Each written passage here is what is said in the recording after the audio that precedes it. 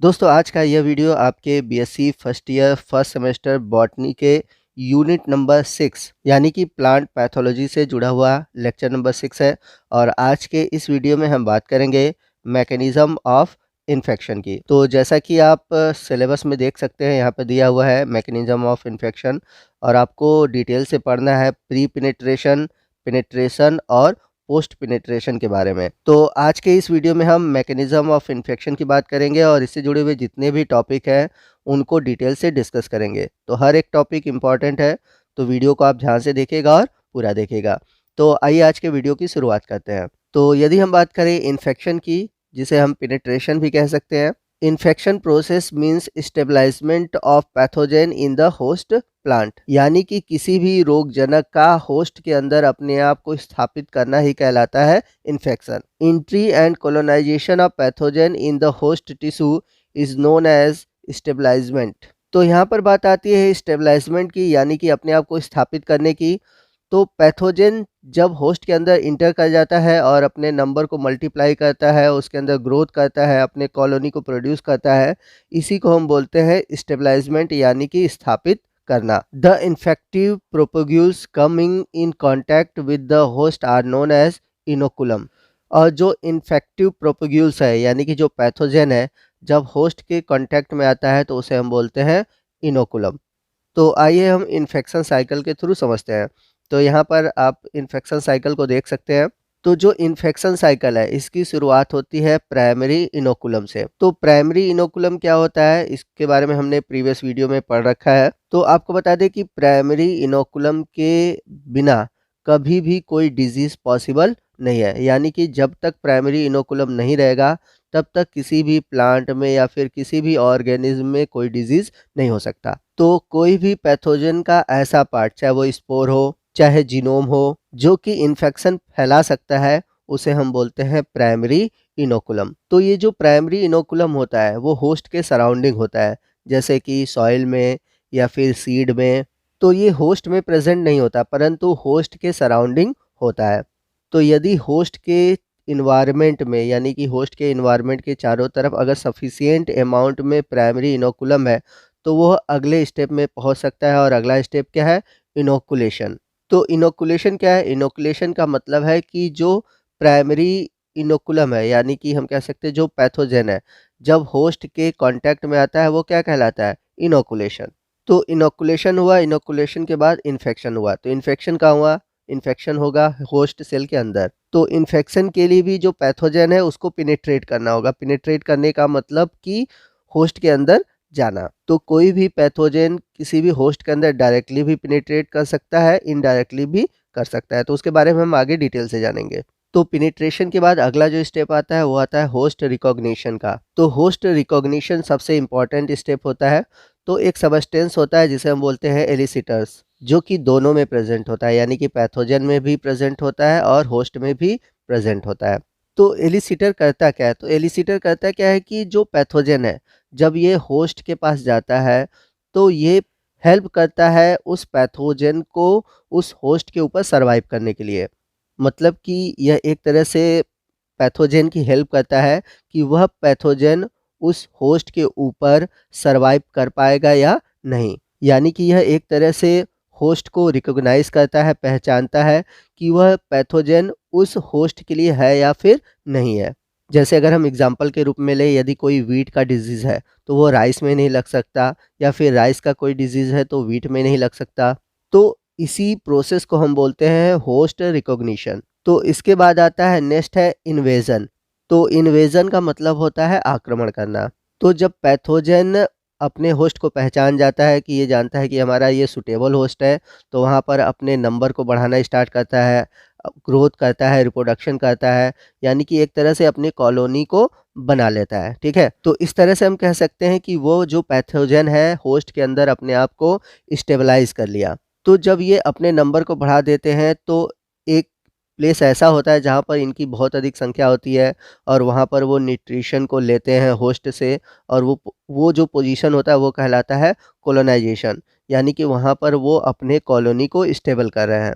या फिर हम ऐसे भी कह सकते हैं कि वो पूरी तरह से अपनी सेना को बनाएंगे ताकि वो आगे बढ़ सकें। तो अपनी संख्या बढ़ाएँगे, ग्रोथ करेंगे, रिप्रोडक्शन करेंगे, तो आगे चलकर वहीं पर हमको दिखाई देता है सिम्पटम, यानी कि रोग के लक्षण। तो सिम्पटम दिखाई क्यों देते हैं? क्योंकि जब वो अपनी कॉलोनी बनाते हैं तो वहाँ पर न्यूट्रिशन एब्ज़ॉर्ब करते हैं और न्यूट्रिशन एब्ज़ॉर्ब करने की वजह से वहाँ के जो सेल होते हैं या फिर टिश्यू होते हैं वो डैमेज होते हैं और उनका डैमेज होना ही हमें सिम्पटम के रूप में दिखाई देता है। अब यहाँ पर इनकी संख्या इतनी अधिक होती है कि ये क्या कहते हैं, डिसेमिनेशन स्टार्ट कर देते हैं, यानी कि पैथोजन के अंदर अपनी संख्या को बढ़ाते हैं और वहीं अपनी बढ़ी हुई संख्या के थ्रू किसी दूसरे प्लांट को इन्फेक्टेड करते हैं, यानी कि दूसरे प्लांट तक पहुँचते हैं। तो इसे हम बोलते हैं सेकेंडरी इनोकुलम। तो सेकेंडरी इनोकुलम कैसे होगा? विंड के थ्रू या फिर ह्यूमन एक्टिविटी के थ्रू या किसी भी थ्रू ये क्या करे, किसी दूसरे होस्ट पर पहुंचने लगे। तो जब ये एक सीजन डिजीज़ को प्रोड्यूस कर लेते हैं तो उसके बाद वो क्या कहते हैं, रेस्टिंग स्टेज में चले जाते हैं। तो एक सीजन उन्होंने डिजीज़ कॉज कर लिया, अब दूसरे सीजन के लिए उन्हें डिजीज़ करना है तो इसके लिए वो रेस्टिंग स्टेज में चले जाते हैं। तो इसी को हम बोलते हैं ओवर सीजनिंग स्टेज। तो ये किसी सीड के अंदर या फिर किसी भी प्लांट के किसी भी पार्ट के अंदर वो सर्वाइव करते हैं, उसके अंदर रेस्टिंग स्टेज के रूप में रहते हैं। बाद में इनका रेस्टिंग स्टेज खत्म होता है, फिर ये आ जाते हैं डॉर्मेंट पीरियड में और फिर से प्राइमरी इनोकुलम या फिर सेकेंडरी इनोकुलम स्टार्ट करते हैं। तो ये था पैथोजन का कंप्लीट इन्फेक्शन साइकिल। तो यदि आपने हमारे बात को ध्यान से सुना होगा, अगर हर बातें आपको समझ में आ गई होंगी तो आप इजीली इसको लर्न कर पाएंगे। तो आइए नेक्स्ट हम बात करते हैं stages in the development of infection और डिजीज साइकिल।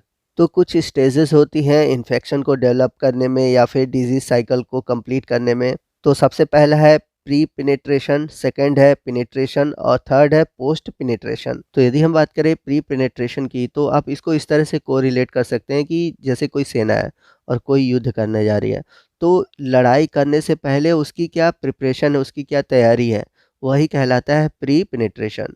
तो प्री पेनिट्रेशन के लिए दो तरह के पैथोजन होते हैं, एक तो होता है एक्टिव इन्वेडर्स और दूसरा होता है पैसिव इन्वेडर्स। तो एक्टिव इन्वेडर्स क्या होते हैं? तो एक्टिव इन्वेडर्स जो होते हैं वो एग्रेसिव होते हैं, यानी कि यह खुद से किसी प्लांट होस्ट में पेनिट्रेट कर सकें। और पैसिव इन्वेडर्स क्या होते हैं? तो ये एग्रेसिव नेचर के नहीं होते हैं, यानी कि इनकी खुद की कैपेसिटी नहीं होती कि वो किसी होस्ट प्लांट के अंदर इंटर कर सकें। इनको इंटर करने के लिए कोई न कोई रिक्वायरमेंट होगी, कोई न कोई एक्सटर्नल ऐसी चीज़ें चाहिए जिसके थ्रू वो होस्ट के अंदर इंटर करें। तो यदि अगर हम अगला डिफरेंस देखें, they do not require help of any external agency to gain entry into the host cell. तो जो एक्टिव इन्वेडर्स हैं उनको किसी भी बाहरी एजेंसी की ज़रूरत नहीं होती जिसके थ्रू वह होस्ट सेल के अंदर इंटर करें। यह खुद अपने आप होस्ट सेल के अंदर जाते हैं। वही हम बात करें पैसिव इन्वेडर्स की, they require help of external agency like insect, vector और wound causes by agricultural implements. जबकि जो पैसिव इन्वेडर्स होते हैं उनके लिए एक्सटर्नल एजेंसी की ज़रूरत होती है, जैसे कि इंसेक्ट हैं या फिर कोई वेक्टर है या फिर चोट है या फिर कोई एग्रीकल्चरल औजार है, उसके थ्रू ये क्या करते हैं, होस्ट के अंदर इंटर करते हैं। तो एक्टिव इन्वेडर्स की एग्जांपल ले तो फाइटोपैथोजेनिक फंजाई हैं। वही बात करें पैसिव इन्वेडर्स की तो प्लांट वायरस हैं या फिर कुछ बैक्टीरिया है। तो आइए नेक्स्ट हम देखते हैं कि प्री पेनिट्रेशन में कौन कौन से स्टेप इन्वॉल्व होते हैं। तो इसमें पहला स्टेप है डॉर्मेंट पीरियड, दूसरा है प्राइमरी इनोकुलम, थर्ड है इनोकुलेशन, फोर्थ है इन्फेक्शन और फिफ्थ है अटैचमेंट। तो जैसा कि मैंने पीछे आपको बताया था कि डॉर्मेंट पीरियड में जो पैथोजन होते हैं वो इनएक्टिव होते हैं due to absence of the host, यानी कि होस्ट न मिलने के कारण वो इनएक्टिव स्टेज में पड़े रहते हैं। इसके बाद है प्राइमरी इनोकुलम। तो पीछे मैंने आपको बताया था कि प्राइमरी इनोकुलम कौन कौन से होते हैं, जैसे कि किसी पैथोजन के स्पोर हो गए, क्लेमाइडोस्पोर हो गया, फंगल माइसीलियम हो गया या फिर बैक्टीरिया का इंडोस्पोर है, राइजोमार्फ है फंगस का, ठीक है। तो ये सभी क्या है, प्राइमरी इनोकुलम है जो कि होस्ट के चारों तरफ उसके इन्वायरमेंट में पाए जाते हैं। इसके बाद है इन्फेक्शन। तो इन्फेक्शन मैंने बताया था कि जो पैथोजन होता है वो क्या करता है, होस्ट के अंदर अपने आप को स्टेबलाइज कर देता है, इसी को हम बोलते हैं इन्फेक्शन। तो प्री पेनिट्रेशन के बाद अगला जो स्टेप है वो है पेनिट्रेशन। तो पेनिट्रेशन क्या होता है, the pathogen penetrate plant surface by direct penetration और इनडायरेक्ट थ्रू वाउंड और नेचुरल ओपनिंग। तो प्री पेनिट्रेशन में हमने पढ़ा था कि जो पैथोजन होते हैं वो प्लांट सरफेस के अंदर आने के लिए तैयार होते हैं। और पेनिट्रेशन का मतलब क्या है कि जो पैथोजन है अब क्या करेंगे, वो प्लांट सरफेस के अंदर इंटर करेंगे। अब ये इंटर दो तरीके से करते हैं। एक तो होता है इनडायरेक्ट पेनिट्रेशन। तो इनडायरेक्ट पेनिट्रेशन कैसे होता है, जैसे कि अगर किसी प्लांट में कोई चोट लगा है उसके थ्रू, तो ये जो चोट है यानी कि जो वाउंड है वो बनते कैसे हैं, तो बनते हैं किसी भी इंसेक्ट है या फिर कोई एनिमल है जो कि प्लांट पर क्या करता है, चोट कर देता है, ठीक है। तो उसके थ्रू जो वाउंड बनते हैं उसी के थ्रू ये क्या कहते हैं, पैथोजन इंटर करते हैं। इसके अलावा दूसरा है नेचुरल ओपनिंग। तो नेचुरल ओपनिंग क्या हो सकती है, स्टोमेटा हो सकता है, लेंथिकल हो सकता है, हाइडेथोड्स हो सकते हैं। तो जो इनडायरेक्ट पेनिट्रेशन है इन दो तरीकों से होता है, एक तो नेचुरल ओपनिंग के थ्रू या फिर वाउंड्स के थ्रू। चलते हैं डायरेक्ट पेनिट्रेशन की ओर। तो most of fungi, nematodes and parasitic higher plants are capable of penetrating the host surface directly. तो बहुत सारे जो फंजाई हैं, निमेटोड्स हैं और जो हायर प्लांट पैथोजन होते हैं वो डायरेक्टली होस्ट के सरफेस में इंटर करते हैं।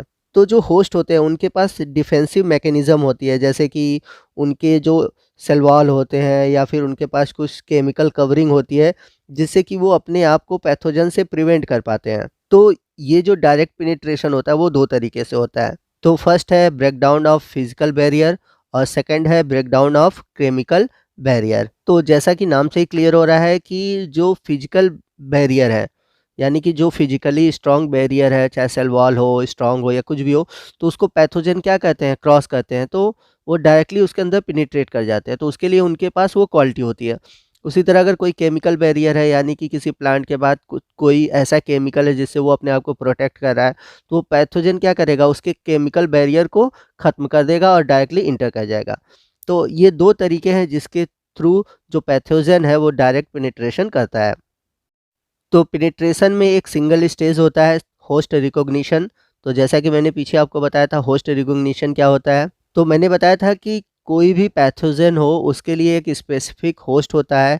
ये नहीं कि पैथोजन किसी को भी इन्फेक्ट कर सकता है या किसी भी होस्ट के अंदर पेनिट्रेट कर सकता है। तो किसी भी पैथोजन के लिए एक स्पेसिफिक होस्ट होता है। जैसे कि मैंने बताया था कि अगर कोई वीट का पैथोजन है जो कि वीट में डिजीज़ कॉज करता है, तो ये नहीं कि वो राइस में जाकर डिजीज़ कॉज कर दे, या फिर राइस में कोई डिजीज़ कॉज करने वाला पैथोजन है तो वो जाकर वीट में डिजीज़ कॉज करे। तो यही कहलाता है होस्ट रिकॉग्निशन। तो प्री पेनिट्रेशन और पेनिट्रेशन के बाद आता है थर्ड, पोस्ट पेनिट्रेशन। तो हमने पीछे क्या पढ़ा था कि पोस्ट पेनिट्रेशन के बाद क्या आता है, यानी कि जब इन्फेक्शन साइकिल आपने पढ़ा था तो उसमें आपने देखा था उसमें 3 स्टेप होते हैं। फर्स्ट है इन्वेजन, सेकंड है कोलोनाइजेशन और थर्ड है इनक्यूबेशन पीरियड। तो इन्वेजन और कोलोनाइजेशन क्या होता है, तो जैसा कि मैंने बताया था कि जब पैथोजन क्या करता है कि होस्ट के ऊपर आक्रमण कर देता है, उसके अंदर इंटर कर जाता है, ठीक है ना, और अपने नंबर को बढ़ाने लगता है, ठीक है। तो इन्वेजन का मतलब अटैकिंग हो गया, ठीक है ना, और कोलोनाइजेशन का मतलब कि उसके अंदर अपने आप की जो संख्या है, अपने आप के जो नंबर है, या फिर एक तरह से कह सकते हैं अपने ग्रोथ करना, रिप्रोडक्शन करना, ये कहलाता है कोलोनाइजेशन। तो जब पैथोजन क्या कहते हैं कि होस्ट के अंदर पेनिट्रेट कर गए, उसके अंदर इन्वेजन हुआ, कोलोनाइजेशन हुआ, तो कोलोनाइजेशन के समय क्या होता है कि इनकी जब संख्या बढ़ती है तो वो क्या करते हैं, होस्ट के सेल से या टिश्यू से न्यूट्रिशन को एब्जॉर्ब करते हैं और वहाँ के जो टिश्यू या सेल होते हैं वो डेड हो जाते हैं, इफेक्टेड हो जाते हैं। तो ये जो कंडीशन है यही कहलाता है सिम्टम, जो कि हमें दिखाई देता है। The time interval between inoculation and appearance of disease symptom is called incubation period। तो इनोकुलेशन और डिजीज़ के सिम्टम दिखाई देने के बीच का जो इंटरवल है, जो गैप है, उसी को हम बोलते हैं इंक्यूबेशन पीरियड। तो इंक्यूबेशन पीरियड के बाद आता है secondary inoculum. The inoculum which develop from the primary symptom is called secondary inoculum. तो प्राइमरी सिम्टम के बाद जो स्टेज आता है वो होता है सेकेंडरी इनोकुलम। तो जैसा कि मैंने बताया था कि जो पैथोजन होते हैं जो कि मल्टीप्लाई कर जाते हैं, सिम्टम प्रोड्यूस कर जाते हैं, इसके बाद वो क्या करते हैं, किसी दूसरे होस्ट पर पहुंचते हैं, चाहे वो एसेक्सुअल स्पोर हो, कोनिडिया हो, जू स्पोर हो या फिर माइसीलियम हो। इसी को हम बोलते हैं सेकेंडरी इनोकुलम। तो दूसरे पैथोजन पे जाना ही कहलाता है सेकेंडरी इनोकुलम। तो सेकेंडरी इनोकुलम के पहले भी एक स्टेज होता है, वो होता है सीजनिंग स्टेज। तो जैसा कि मैंने बताया था कि इस स्टेज में जो पैथोजन होते हैं वो होस्ट के अंदर रेस्टिंग स्टेज में चले जाते हैं। तो या फिर वो रेस्टिंग स्टेज में जाते हैं या फिर वो सेकेंडरी इनोकुलम की ओर बढ़ जाते हैं। तो यदि वह रेस्टिंग स्टेज में जाते हैं तो उसे हम बोलते हैं सीजनिंग स्टेज। तो इस तरह से कोई पैथोजन इन्फेक्शन करता है। आई होप इन्फेक्शन साइकिल का जितना भी प्रोसीजर था आपको समझ में आ गया होगा। तो आपसे रिक्वेस्ट है कि आप इस वीडियो को एक बार दोबारा देखिए अगर आपको बातें समझ में नहीं आती हैं। तो अगर आप वीडियो को 1 या 2 बार देखते हैं तो हर कंसेप्ट आपका क्लियर हो जाएगा। टॉपिक बहुत ही सिंपल है, आपको कंसेप्ट को समझना है और ये एक इम्पॉर्टेंट टॉपिक है जो कि एग्ज़ाम में आपके क्वेश्चन ज़रूर आएँगे। तो दोस्तों आज के वीडियो में बस इतना ही। वीडियो आपको कैसा लगा कमेंट करके ज़रूर बताइएगा। वीडियो अच्छा लगा हो तो वीडियो को लाइक और शेयर करना मत भूलिएगा। और यदि आप हमारे चैनल पर नए हैं और अभी तक आपने हमारे चैनल को सब्सक्राइब नहीं किया हुआ है तो प्लीज़ हमारे चैनल को सब्सक्राइब कर लीजिए और बगल में जो बेल आइकन है उसे प्रेस कर दीजिएगा ताकि जब भी मैं फ्यूचर में कोई भी वीडियो अपलोड करूँ आपको उसका नोटिफिकेशन पहले पहुँचे। तो दोस्तों मिलते हैं अगले वीडियो में अगले टॉपिक के साथ। तब तक के लिए जय हिंद, जय भारत।